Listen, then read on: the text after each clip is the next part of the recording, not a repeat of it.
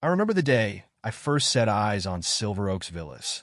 Back then, it was just a quiet, newly developed community on the outskirts of my old hometown. After practicing estate law in a bustling city for decades, I'd returned to care for my aging mother. A couple of years passed, and her medical situation stabilized enough for me to find a place of my own.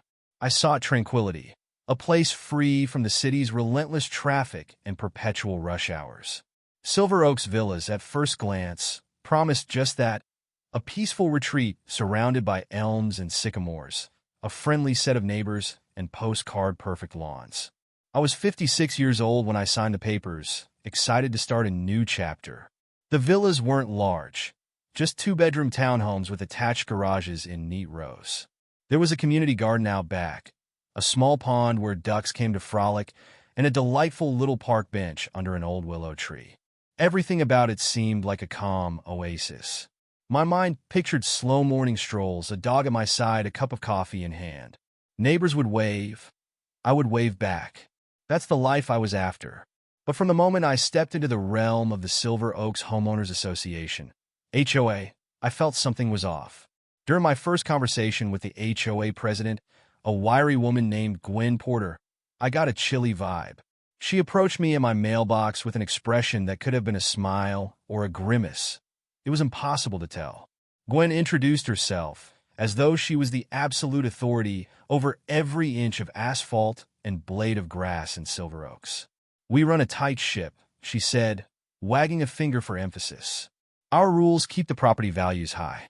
Everybody must abide by them." It wasn't what she said so much as how she said it, like a general barking instructions at new recruits. I'd only received my official HOA binder that morning. Over 200 pages of small print guidelines.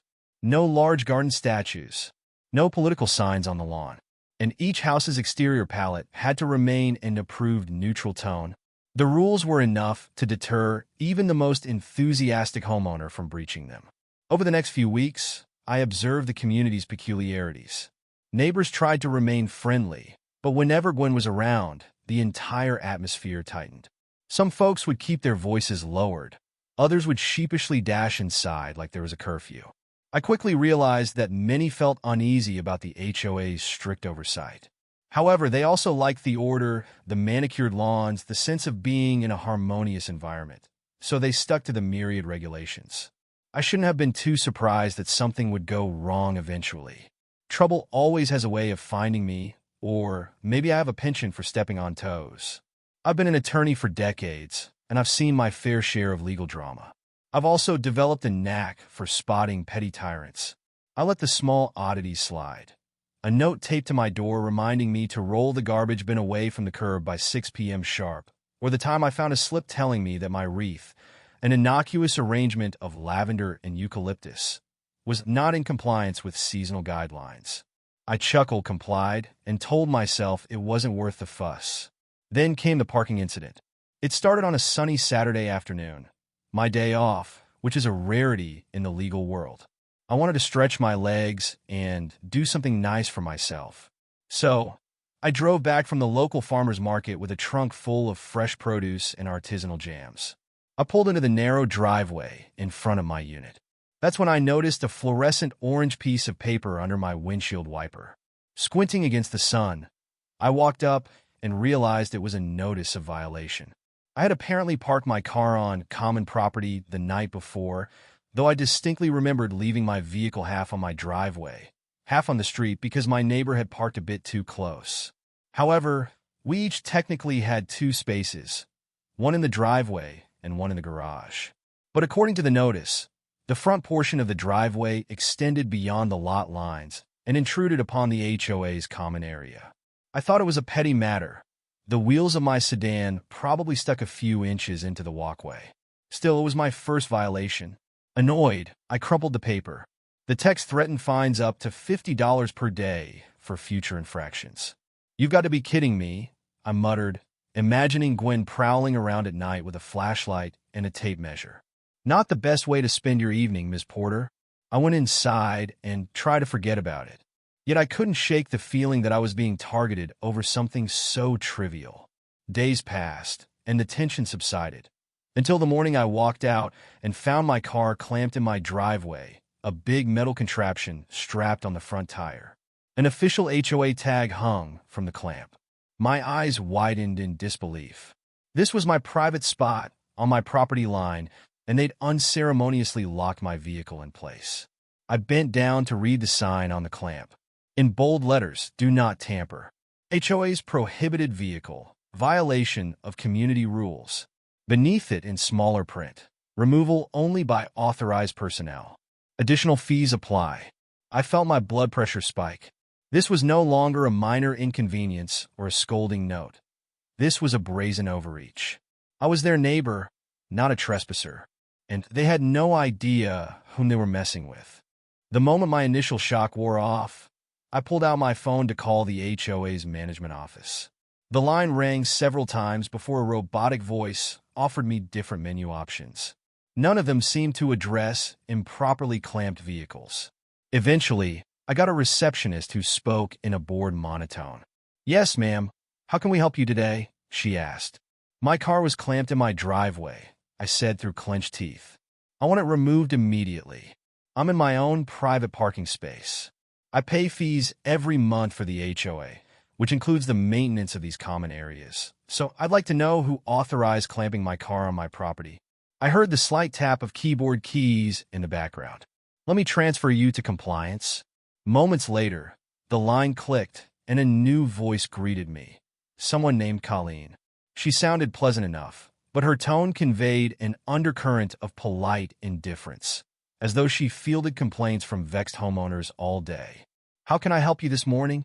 I explained the situation yet again, trying to keep my anger in check. "You see, this is not an abandoned vehicle. This is a legally registered car parked in my private driveway. The HOA has no right to clamp it. I can't even drive to work now." Colleen hesitated. "Ma'am, are you sure you were parked correctly?" I inhaled slowly, recalling my law school training about staying calm under pressure. "Yes, exactly in the middle of my driveway, on my property. You have no grounds to clamp my vehicle, especially since there's zero traffic obstruction. I need this clamp removed immediately, or I'll be forced to take legal action." A brief pause, then a rehearsed response. "All removal requests must be submitted in writing. Our compliance team will assess the situation and will respond with a timeline. If you disagree with the citation, you can attend the next HOA board meeting to dispute the violation." Before I could argue further, the call ended with a hollow courtesy. "Have a nice day, ma'am." I stood there, phone in hand, feeling equal parts fury and disbelief. Was this truly how they operated? Slapping arbitrary citations on people's windshields, clamping vehicles, and then hiding behind bureaucratic nonsense? I decided to do some sleuthing. A friend of mine, Olivia, worked as a private investigator in the city. I'd often hired her for background checks and process-serving tasks when I needed to track down elusive individuals for probate matters. Though this situation was different, I thought her natural detective instincts might be useful. Maybe she could dig up some interesting tidbits on how the HOA was functioning or if they had a history of conflict. I dialed Olivia's number, and after a few pleasantries, I laid out the predicament. She gave a sympathetic whistle. "Wow, that's bold. You sure it was the HOA? Not some random towing company?" "They left an official HOA tag on the clamp," I said, reading it aloud. "Besides, Gwen has a vendetta, or so I suspect." Olivia laughed humorlessly. "I'll do some poking around and see if there's a pattern of complaints. If they're this overbearing, chances are you're not the first. Let me get back to you in a couple of days." "Thanks, Liv. I owe you." Hanging up, I surveyed the clamp again. The contraption was hefty, and the lock looked industrial grade. A fresh wave of frustration washed over me.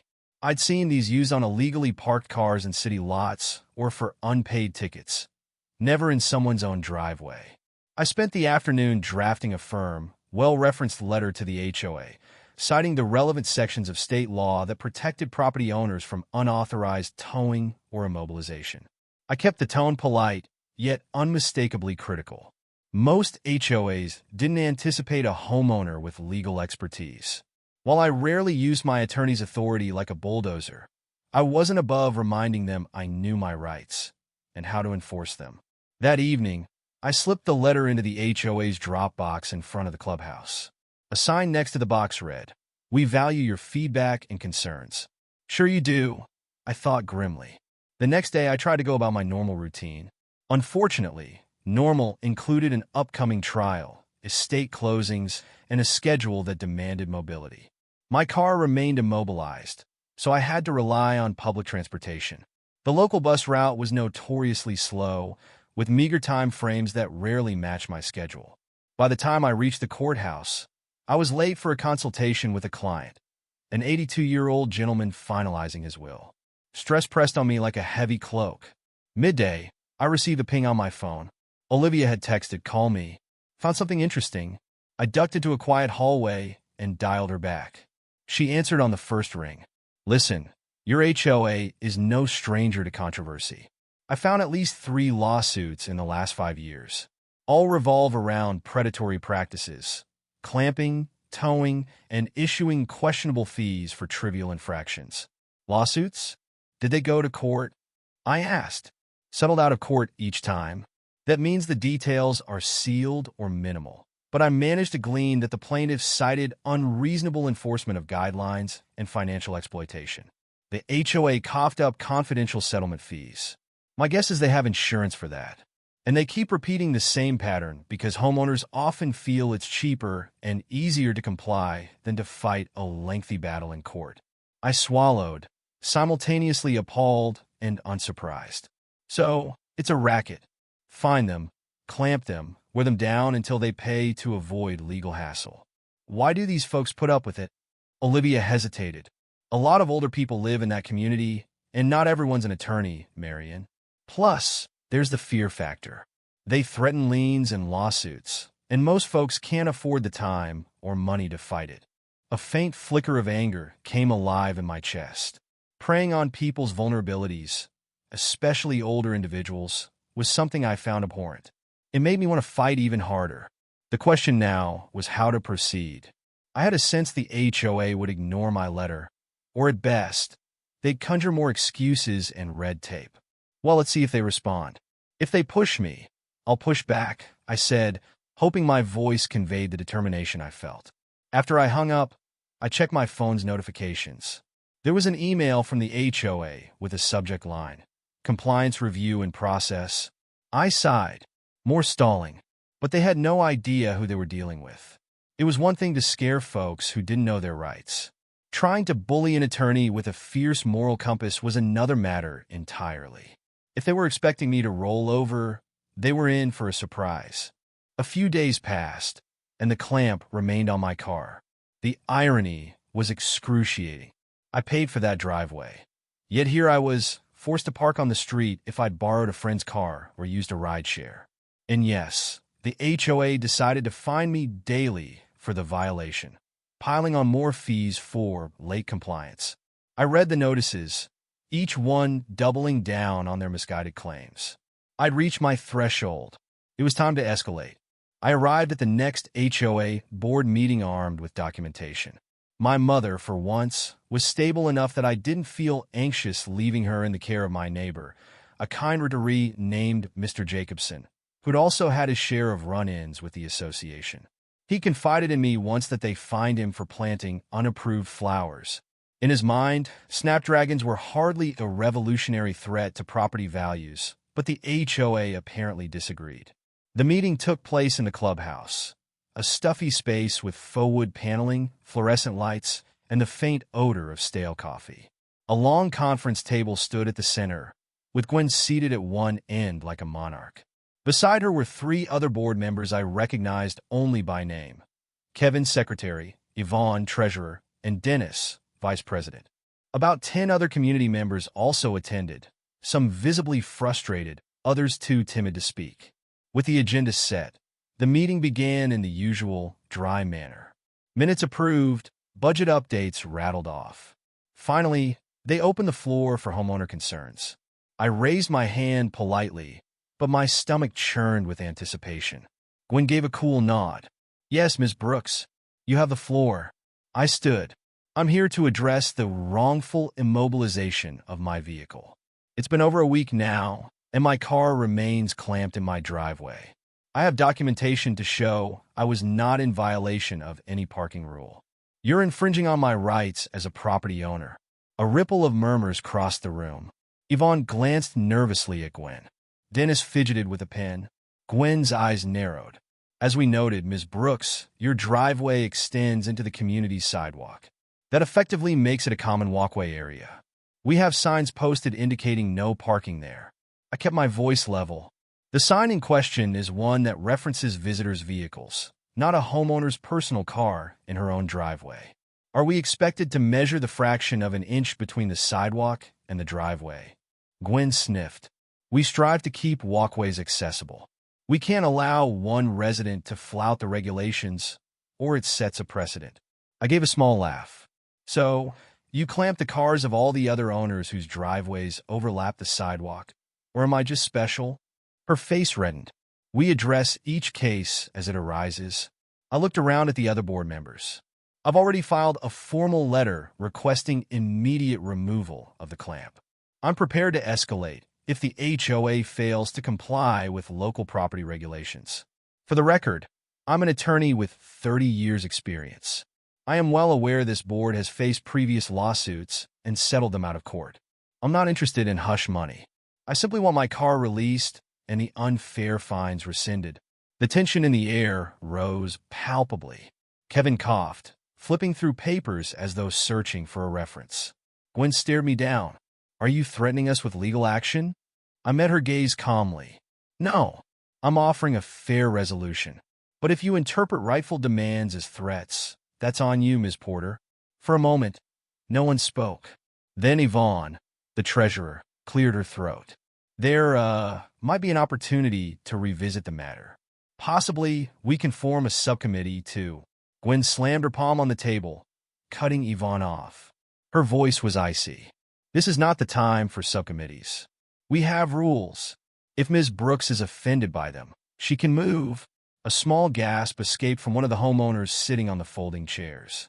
Move? She was basically suggesting I leave the community if I didn't like their petty tyranny.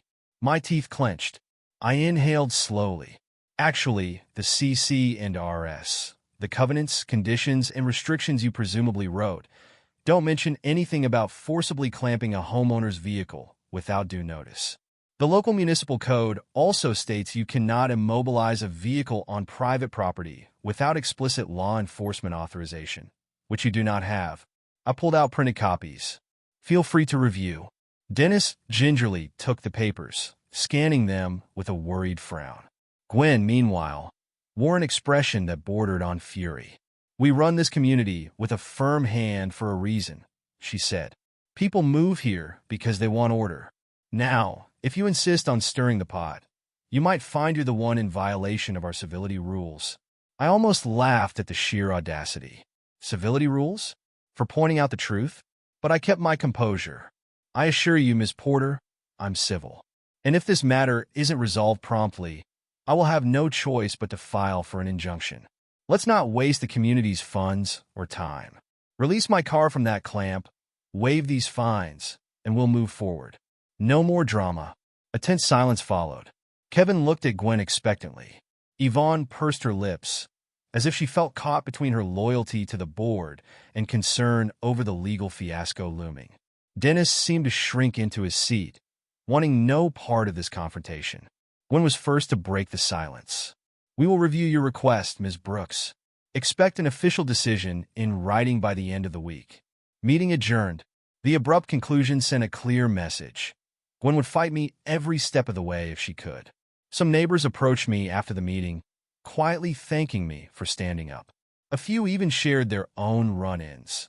Petty fines for a toddler's inflatable pool, a doghouse that was deemed unapproved architecture, and landscaping that was an inch too tall.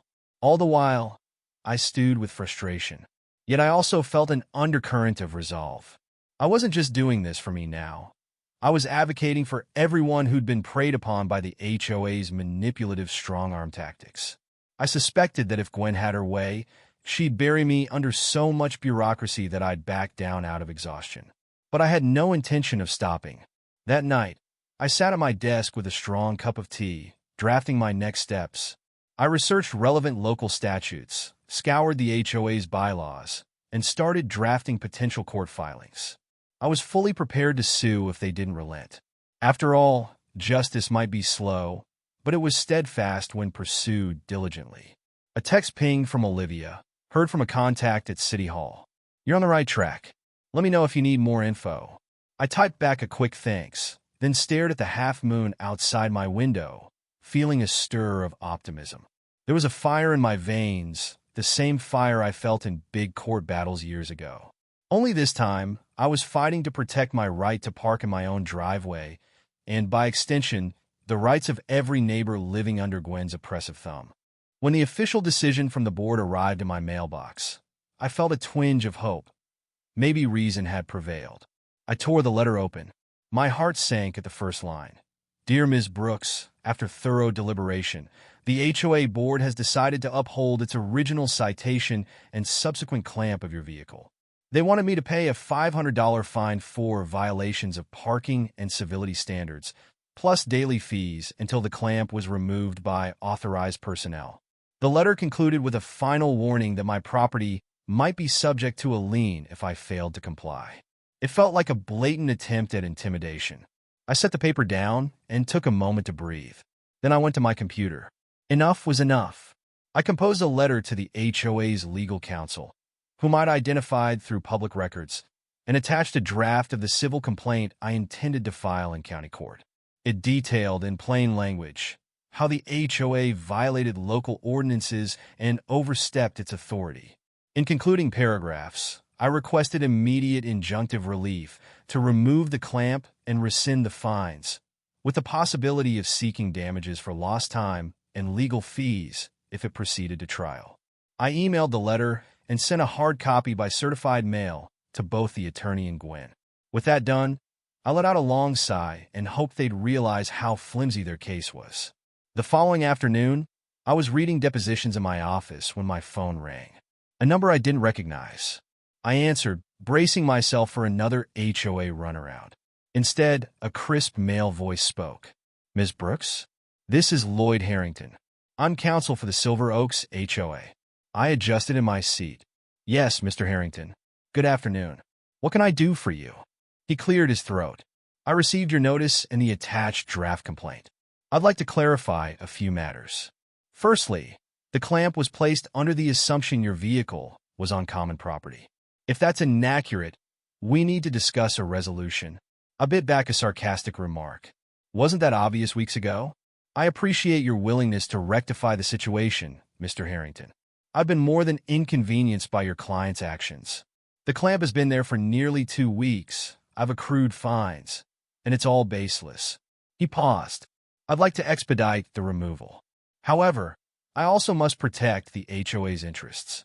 May I propose that we have a third-party land surveyor determine the exact boundary lines of your driveway? If it's confirmed that your entire vehicle was indeed on your property, the HOA will promptly remove the clamp and drop the fines." While I didn't relish further delays, a third-party verification was likely the fastest way to settle the boundary dispute once and for all. "I'm agreeable, provided we do it immediately and that the HOA covers all associated costs." "Understood," he said. "I'll arrange for a surveyor tomorrow." "Then we'll proceed," I agreed. "If everything checks out, I also expect a written apology and a formal retraction of all violation notices." Lloyd hesitated. "I can't promise an apology from the board, Ms. Brooks, but we can issue a retraction." I wasn't going to quibble over the word apology, so long as the clamp was gone. "All right, I look forward to the results." The call ended. I sat back, feeling a cautious relief. Something told me Gwen wasn't going to be happy about this. But that was her problem. The surveyor arrived the next day, a stoic man in a faded ball cap who methodically measured the driveway, the sidewalk, and the property lines with digital instruments. I watched from my porch, arms folded, while Gwen hovered near the edge of her yard, glaring at both of us. After about an hour, the surveyor approached me and handed over a folder. "Ms. Brooks," he said, "based on these measurements, your driveway is fully contained on your parcel. The sidewalk here is actually an easement that ends about 6 inches from your driveway.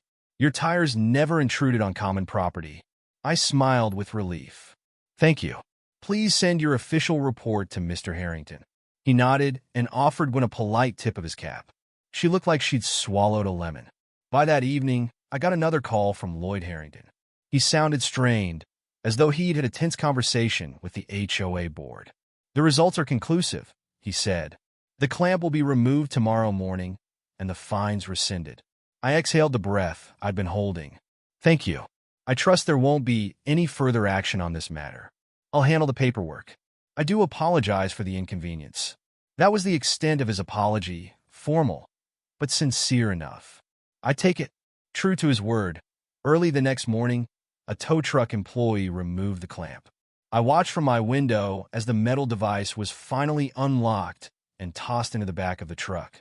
I felt an immense weight lift from my shoulders. A few hours later, I received an email from the HOA board stating the violation had been dismissed and the fines voided. No mention of wrongdoing on their part, nor any remorse for the headaches they'd caused. Still, a victory was a victory. In the days that followed, neighbors approached me with cautious optimism. Some recounted how they'd been bullied into paying unjust fees. One elderly woman had coughed up $300 last year because her granddaughter's car overlapped a flower bed. Another gentleman paid multiple $25 fines for a recycling bin left out an hour too late. They were all eager to see whether this board's heavy-handed approach might finally be reined in. I share my strategy with them. Document everything. If you get a notice, compare it to the actual CC and RS. If it's baseless, contest it in writing. Then persist until they give in or you have enough to seek legal recourse. Many of them were seniors who'd never set foot in a courthouse, intimidated by the complexity of legal battles. I offered to help pro bono if they found themselves in a pinch. Word spread quickly. I started receiving calls from other residents, each with a story of petty fines and unfair citations. It was heartbreaking and infuriating to realize how systematic it was. Gwen counted on people's ignorance or fear. But the tide was turning. A month later, the HOA board held an election for new officers. The fiasco with my clamp car had become a hot topic in the community. Several longtime homeowners decided enough was enough. Gwen ran for re-election with a platform of maintaining property values, but the mood had shifted. She lost by a landslide to a soft-spoken retired accountant, who pledged a thorough review of the rules and a friendlier enforcement approach. Yvonne stepped down from the board entirely, while Dennis offered an apology during a community barbecue, saying he regretted not speaking up sooner. I still live in Silver Oaks Villas. The place retains its charm, made even sweeter by the knowledge that the new HOA leadership isn't out to gouge the very people who call it home. Gwen moved out shortly after her defeat. Rumor had it she resented the lack of respect from her neighbors. I didn't shed a tear for her departure, though I sometimes catch myself wondering if she learned anything from the ordeal, or she'll set up her petty kingdom somewhere else. What I do know is that bullies rarely expect someone who'll stand toe-to-toe with them. They bank on compliance through fear. But when the right person pushes back, that fear evaporates and the bully's power crumbles. In my case, it was an illegally clamped car that sparked the fight. Yet the real victory went beyond freeing my vehicle. It freed the community from the tyranny of an overzealous HOA board. And that, I think, is a triumph worth parking in my driveway, free of clamps, every single day.